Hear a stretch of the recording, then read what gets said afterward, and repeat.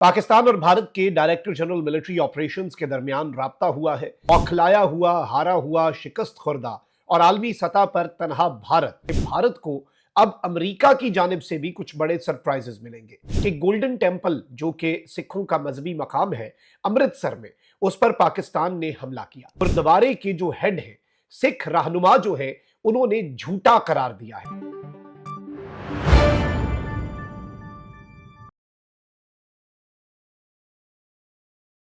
बिस्मिल्लाहिर्रहमानिर्रहीम, अस्सलाम वालेकुम। मैं हूं मखदूम शहाबुद्दीन। 20 मई 2025 मंगल का दिन। पाकिस्तान और भारत के डायरेक्टर जनरल मिलिट्री ऑपरेशंस के दरमियान राब्ता हुआ है। इस राब्ते की तफसीलात आपके सामने रखनी है। वहीं दूसरी जानिब बौखलाया हुआ, हारा हुआ, शिकस्त खुर्दा और आलमी सतह पर तनहा भारत इस वक्त डोनाल्ड ट्रंप से मत्था लगा बैठा है और डोनाल्ड ट्रंप को भारत के फॉरेन सेक्रेटरी ने झूठा करार दिया है। यह इंतहाई तशवीशनाक डेवलपमेंट है, क्योंकि भारत को अब अमेरिका की जानिब से भी कुछ बड़े सरप्राइजेस मिलेंगे। इसके साथ ही साथ कुछ और बड़ी इंपॉर्टेंट डेवलपमेंट्स है। भारत लगातार वही काम कर रहा है जिसका खदशा पाकिस्तान जाहिर कर चुका है। अब भारतीय फौज के मेजर जनरल 15 डिवीजन के जीओसी ने मीडिया पर आकर कहा कि गोल्डन टेंपल, जो कि सिखों का मजहबी मकाम है अमृतसर में, उस पर पाकिस्तान ने हमला किया। पाकिस्तान ने उस पर मिसाइल और ड्रोन मारे और हमने अपने एयर डिफेंस सिस्टम से उसे नाकाम बना दिया। अब बाज़ाब्ता तौर पर भारत की फौज के मेजर जनरल की स्टेटमेंट और हाजिर सर्विस लेफ्टिनेंट जनरल की स्टेटमेंट को गुरुद्वारे के जो हेड है, सिख रहनुमा जो है, उन्होंने झूठा करार दिया है और जो लफ्ज इस्तेमाल किए हैं वो है शॉकिंगली अनट्रू। हमारे लिए हैरत की बात है कि इतना बड़ा झूठ भारतीय फौज कैसे बोल सकती है। अब इस हमले के मामले के अंदर भी पाकिस्तान सुरखरू हुआ है। ये तीन बड़ी डेवलपमेंट्स हैं जो आपके सामने रखनी है। आगाज करते हैं बड़ी इंपॉर्टेंट अपडेट से। पाकिस्तान और भारत के डीजीएमओस के दरमियान राब्ता हुआ है। जराये का यह बताना है कि सोमवार के दिन पाकिस्तान और भारत के डीजीएमओस ने दोनों मुसल्लह अफवाज को मामूल की पोजीशन पर ले जाने के लिए आपस में राब्ता किया। जराये के मुताबिक पाक भारत अफवाज की जमाना अमन की पोजीशनों पर वापसी सीज फायर का अगला मरहला होगा। यानी प्री पहलगाम जमाना अमन की जो पोजीशंस होती हैं उनमें जितनी नफरी होती है, जितना असलहा, जितने टैंक और जितने लोग होते हैं, इस वक्त बहुत ज्यादा नफरी है उसकी निस्बत।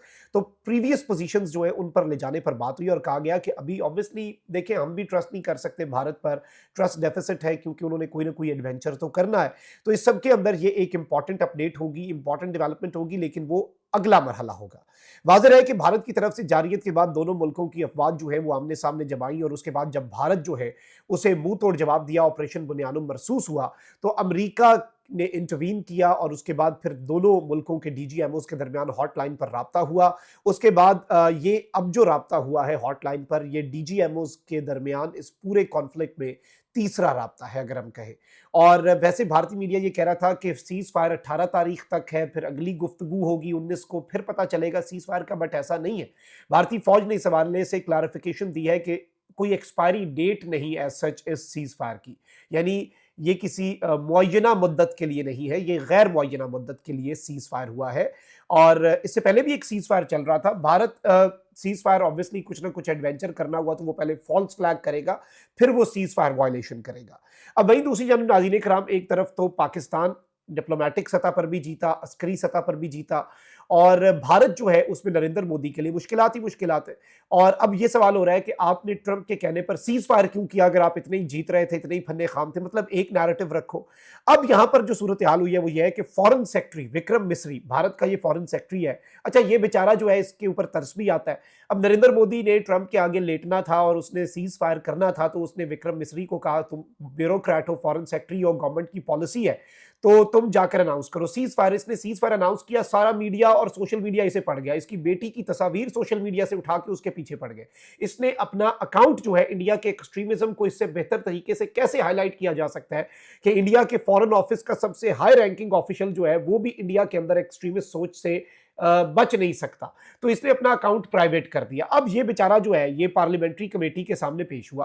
पार्लियामेंट्री कमेटी में इससे सवालात हुए और एक सवाल इससे नाज़रीन कराम ये पूछा गया कि डोनाल्ड ट्रंप ने 7 मरतबा, यानी इसमें एक सवाल ये पूछा गया कि डोनाल्ड ट्रंप ने तकरीबन 7 मर्तबा ये एक्नॉलेज किया है कि उसने फैसिलिटेट किया सीज फायर को, तो इंडिया इस पर साइलेंट क्यों है?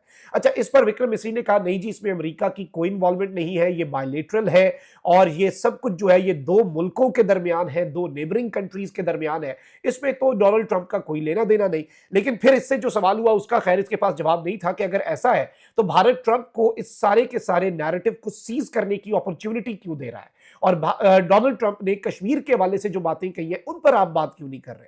खैर, इस मामले के ऊपर तो विक्रम मिस्री खामोश रहा, बेचारा कहता तो कहता क्या और किस मुंह से क्या जवाब देता। लेकिन आप ये देखें कि इस सब के अंदर ये जो सूरत हाल है इसमें इसने ये बताया कि जी नहीं, अमेरिका का कोई किरदार नहीं था, यानी ये कह रहा है कि डोनाल्ड ट्रंप झूठा है, डोनाल्ड ट्रंप झूठ बोल रहा है, डोनाल्ड ट्रंप ने 7 मरतबा झूठ बोला और हम अब भारत की माने और भारत जो है उस पर ट्रस्ट किया जाए। ऑब्वियसली ये गालिबन डोमेस्टिक सतह पर इनके पास इसका जवाब नहीं है।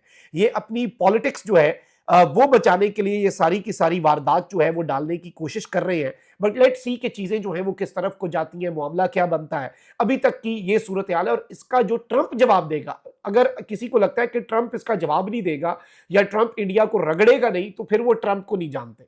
ये बेसिकली अपनी पॉलिटिक्स बचाने के लिए इंडिया की फॉरेन पॉलिसी की वाट लगाने पर तुले हुए हैं। और ये जो अब इन्होंने विक्रम मिस्री ने स्टेटमेंट दे दिया इंडियन गवर्नमेंट के ईमा पर, उनके बिहाफ पर, ये इनका पीछा करेगी। अब जरा आगे बढ़ते हैं। नाज़रीन इकराम, पाकिस्तान के डीजी ISPR मुतअद्दिद मरतबा कह चुके हैं कि भारत सिखों के गुरुद्वारों को और सिखों को खुद अटैक करके पाकिस्तान पर इल्जाम लगाएगा, क्योंकि भारत एक तीर से दो शिकार करेगा, सिखों को निशाना भी बनाएगा और इसके साथ साथ सिखों के पाकिस्तान के साथ जो मामलात हैं उन्हें भी भारत खराब करने की कोशिश करेगा। अब एग्जैक्टली वही काम हुआ। कल भारत का मेजर जनरल है कार्तिक सी शेषधरी, ये बेसिकली GOC है, general officer commanding 15th infantry division का। इसने स्टेटमेंट दी मीडिया पर आकर। इसने कहा कि जी, गोल्डन टेंपल को पाकिस्तान की फोर्सेस ने अटैक किया, मिसाइल मारे और ड्रोन मारे। दो तरह से पाकिस्तान की फोर्सेस ने गोल्डन टेंपल्स, अमृतसर में सिखों का सबसे मुकद्दस मकाम, सबसे इंपॉर्टेंट मकाम जो है, उस पर पाकिस्तान की फोर्सेस ने ड्रोन भी मारे और मिसाइल भी मारे। लेकिन भारत के डिफेंस सिस्टम ने सक्सेसफुली पाकिस्तान के ड्रोन्स और मिसाइल्स को इंटरसेप्ट किया और उन्हें डिस्ट्रॉय कर दिया और प्रोटेक्ट किया गोल्डन टेंपल को। यह इनका मौकफ था। अब इसके बाद इनका लेफ्टिनेंट जनरल आया। लेफ्टिनेंट जनरल जो है नाज़रीन इकराम, इसने जो स्टेटमेंट दी वो और ज्यादा इंटरेस्टिंग है। लेफ्टिनेंट जनरल कहता है कि हम गुरुद्वारे के जो लोग हैं उनका शुक्रिया अदा करते हैं कि उन्होंने बाज़ाब्ता तौर पर हमारी अर्जी सुनी और हमें यहाँ पर अपनी गन्स जो है वो डिप्लॉय करने दी। हमें यहाँ पर पूरा उन्होंने हमारे साथ ताउन किया ताकि हम पाकिस्तान के इस अटैक का जवाब दे सके। अब नाज़रीन इकराम, इस चीज को आप समझे। इस सारी स्टेटमेंट के बाद जो भारत के अंदर गोल्डन टेंपल में जो हेड है ग्रंथी के, उन्होंने आर्मी के टॉप ऑफिशियल के इस क्लेम को रिफ्यूट किया है और उसे झूठा करार दिया है। और उन्होंने कहा कि कोई एयर डिफेंस गन जो है वो टेंपल के ऊपर डिप्लॉय नहीं की गई। अब इस सब के अंदर नाज़रीन कराम, जो आज स्टेटमेंट जारी की गई है वो मैं आपको बता देता हूं। स्टेटमेंट ये है श्री हरमंदर साहिब के हेड ग्रंथी ज्ञानी रघबीर सिंह की तरफ से, और उन्होंने क्लैरिफाई किया कि ऑल्दो वो इस सारे मामले के दौरान इंटरनेशनल विजिट पर थे जब ये आर्मी ऑपरेशन चल रहा था, लेकिन कोई कम्युनिकेशन उनके साथ नहीं की गई गन डिप्लॉयमेंट के हवाले से, ना ही ऐसा कोई इंसिडेंट, ना ही ऐसा कोई वकुआ जो है वो पेश आया श्री दरबार साहिब पर। उन्होंने कहा है कि आर्मी ऑफिसर की जो स्टेटमेंट है वो शॉकिंगली अनट्रू है। यानी मुझे हैरत भी हुई और हैरत ज़दा रहा मैं कि इतनी गलत और झूठी बात ये कैसे कर सकते हैं। फिर इसके साथ ज्ञानी अमरजीत सिंह है, ये बेसिकली हेड एडिशनल हेड ग्रंथी है इसी जगह पर। अब इन्होंने नाज़रीन इकराम लेफ्टिनेंट जनरल की स्टेटमेंट को कहा कि हम इसे आउटराइटली, डायरेक्टली, कोई लगी लिपटी के बगैर रिजेक्ट करते हैं। और ये जो अब इन्होंने स्टेटमेंट्स दिए, इसमें फिर उन्होंने ये भी कहा कि हमारे गुरुद्वारे ने बिल्कुल जो डिस्ट्रिक्ट एडमिनिस्ट्रेशन है उसके साथ कोऑपरेट किया, जब उन्होंने कहा कि हमने इतने टाइम के लिए ब्लैकआउट करना है, लेकिन उसमें भी हमने एक्सटीरियर में जो लाइट्स थी वो भी और कॉम्प्लेक्स की अपर लाइट्स जो है वो बंद की। अलबत्ता वो लोकेशंस जहां पर रिलीजियस कोड ऑफ कंडक्ट मर्यादा एप्लीकेबल होती है वहां पर हमने लाइटें तब भी नहीं बंद की। गन्स लगाना तो दूर की बात, हमने लाइटें भी बंद नहीं की और इस जगह का जो तकद्दुस है मुकद्दस जगह का, वो हमने पामाल नहीं होने दिया। अब आप ये देखें कि पाकिस्तान के ऊपर लगाया गया इतना बड़ा इल्जाम कि हमने जी ड्रोन और मिसाइल मार दिए, उन्हें अपना उसी गुरुद्वारा भारत में बैठकर स्टेटमेंट आई है कि लेफ्टिनेंट जनरल भी झूठा, मेजर जनरल भी झूठा। इससे एक चीज साबित हो गई है कि भारत का नैरेटिव और भारत का एजेंडा सिर्फ और सिर्फ ये था कि भारत पाकिस्तानियों के साथ सिखों को लड़ा सके और उनके जज्बात के अंदर इस चीज को एक्सप्लॉइट कर सके। लेकिन अल्लाह अल हक है, सच का खुदा है, सच सामने आ जाता है और ये झूठे साबित हुए। अल्लाह निगहबान, पाकिस्तान जिंदाबाद।